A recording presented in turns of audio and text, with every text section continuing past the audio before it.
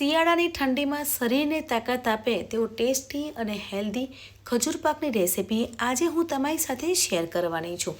Friends, આજે આપણે ખજૂર પાક બનાવવાના છીએ તે ટ્રેડિશનલ રીતે બનાવવાના છીએ.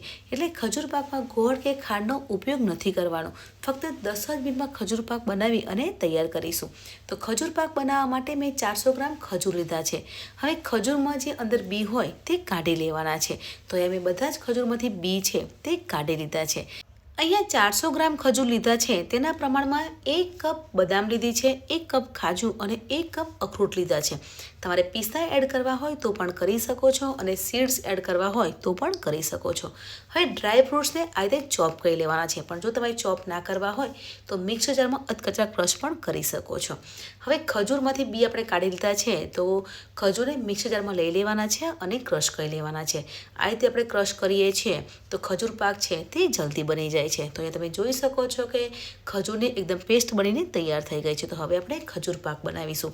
તો ખજૂર પાક બનાવવા માટે પેનમાં 1 ચમચી ઘી ઉમેરવાનું છે અને પહેલાં તો આપણે ડ્રાયફ્રૂટને સાતળી લેવાના છે. તો અહીંયા 1 કપ કાજુ, બદામ અને અખરોટ લીધી છે તેને સાતળી લઈશું. હવે ડ્રાયફ્રૂટનો થોડો કલર ચેન્જ થઈ જાય ત્યાં સુધી સાતળવાના છે અને ડ્રાયફ્રૂટને સાતળીને લઈએ છીએ તો ખજૂર પાક ટેસ્ટી બને છે, સાથે ખજૂર પાક છે તે લાંબા સમય સુધી રહે છે. એટલે ડ્રાયફ્રૂટને પહેલાં સાતળી લેવાના છે અને પછી જ યુઝ કરવાના છે. ફ્રેન્ડ્સ, ગેસની ફ્લેમ ધીમી રાખવાની છે અને ધીમા ગેસ પર જ આપણે ડ્રાયફ્રૂટને સાતળવાના છે અને તમે જોઈ શકો છો કે ડ્રાયફ્રૂટનો કલર ચેન્જ થઈ ગયો છે. તો ડ્રાયફ્રૂટને પ્લેટમાં લઈ લઈશું. હવે તે જ પેનમાં 1 ચમચી ઘી ઉમેરવાનું છે અને ઘી ગરમ થઈ જાય એટલે ખજૂરની પેસ્ટ બનાવી હતી તેને પેનમાં ઉમેરી લેવાની છે અને પેસ્ટને થોડી વાર શેકાવા દેવાની છે. આ રીતે કરવાથી ખજૂરમાં થોડું પાણી હોય તે બળી જાય છે અને ખજૂર પાક બગડતો નથી. હવે ધીમા ગેસ પર જ આપણે ખજૂરને શેકાવા દેવાના છે. ખજૂરનો કલર ચેન્જ થઈ જાય ત્યાં સુધી શેકાવા દઈશું. હવે ખજૂર શેકાઈ જાય એટલે પેનથી અલગ થઈ જાય એટલે તમારે સમજી લેવાનું કે ખજૂર છે તે સરસ એવા શેકાઈ ગયા છે. ફ્રેન્ડ્સ, ખજૂર પાક બનાવો ને તે આપણી ટ્રેડિશનલ રેસિપી છે. હવે ખજૂર પાક છે તે શિયાળામાં ખાવો જોઈએ. શિયાળાની ઠંડીમાં 1 પીસ સવારે ખાઈએ છીએ તો શરીરમાં તાકાત વધે છે અને આપણું બોડી છે તે એનર્જેટિક રહે છે. તો અહીંયા ખજૂરનો કલર ચેન્જ થઈ ગયો છે અને પેનમાંથી પણ અલગ થઈ રહ્યો છે. આપણા ખજૂર છે તે સરસ એવા શેકાઈ ગયા છે.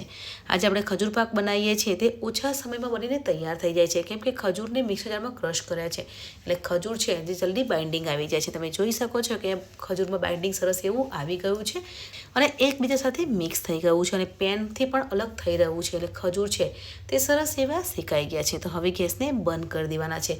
જો ખજૂરને વધારે શેકીશું તો ખજૂર છે તે કડક થઈ જશે, સાથે ડાર્ક થઈ જશે એટલે ગેસને બંધ કરી દેવાનું છે.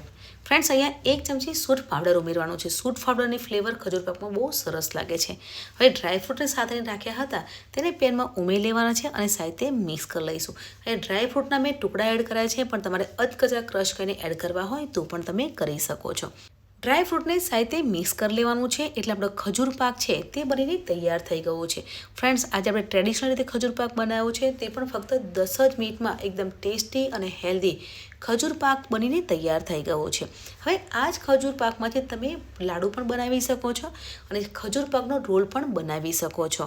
પણ આજે આપણે સુખડી બનાવતા હોઈએ તે ખજૂર પાક બનાવવાના છે. જે ટ્રેડિશનલ રીતે તમે ખજૂર પાક જોયો હશે તો તેને આ રીતે થાળીમાં ઠારવી અને તેના પીસ કરી અને પછી ખજૂર પાક બનતો હોય છે. એટલે એક થાળી લેવાની છે અને થાળીને થોડું ઘી લગાવી અને ગ્રીસ કરી લઈશું. હવે ખજૂર પાક બનાવ્યો છે તેને આ રીતે સ્પ્રેડ કરી લેવાનો છે. જેમ આપણે સુખડી ઠારવતા હોઈએ છીએ તે રીતે ઠારવી દેવાનું છે. તમે જોઈ શકો છો કે આપણો હેલ્ધી એવો ખજૂર પાક છે તે બનીને તૈયાર થઈ ગયો છે.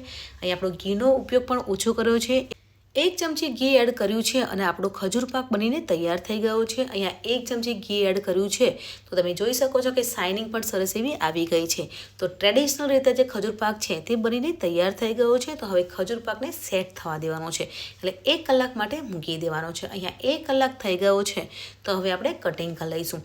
માર્કેટમાં તમે ખજૂર પાક જોયો હશે તો ચોરસમાં મળતો હોય છે, તો આપણે પણ ચોરસમાં કટિંગ કરી લેવાનું છે.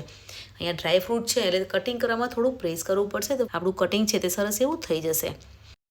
ફ્રેન્ડ્સ, ખજૂરની વાત કરીએ તો ખજૂર શરીર માટે ગુણકારી છે.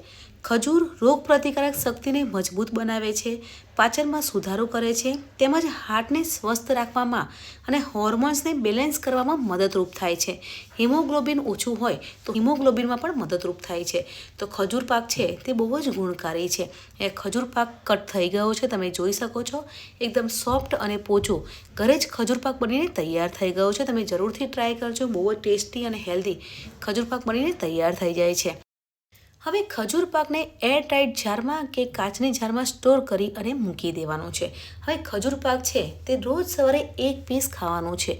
ખજૂર પાકનો 1 પીસ ખાઈએ છીએ તો આખો દિવસ એનર્જીમાં રહે છે, થાક નથી લાગતો અને હિમોગ્લોબિન ઓછું હોય તો પણ તમને મદદરૂપ થાય છે. તમે જરૂરથી ટ્રાય કરજો. એકદમ ટેસ્ટી અને હેલ્ધી ખજૂર પાક ઘરે બનીને તૈયાર થઈ જાય છે. તો ફ્રેન્ડ્સ, તમને આજની મારી ખજૂર પાકની રેસીપી કેવી લાગી કમેન્ટ સેક્શનમાં જરૂર જણાવજો. વિડીયો સારો લાગ્યો હોય તો વિડીયોને લાઇક, શેર એન્ડ સબસ્ક્રાઈબ કરવાનું ભૂલતા નહીં અને વિડીયોને તમારા ફ્રેન્ડ્સ અને ફેમિલીમાં જરૂરથી શેર કરજો. ફ્રેન્ડ્સ, ઇન્સ્ટાગ્રામ અને ફેસબુક પેજને ફોલો ના કર્યું હોય તો જરૂરથી ફોલો કરજો. મળીએ છીએ નવી એક આસાન, હેલ્ધી અને ટેસ્ટી રેસીપી સાથે. ત્યાં સુધી bye bye, take care, enjoy.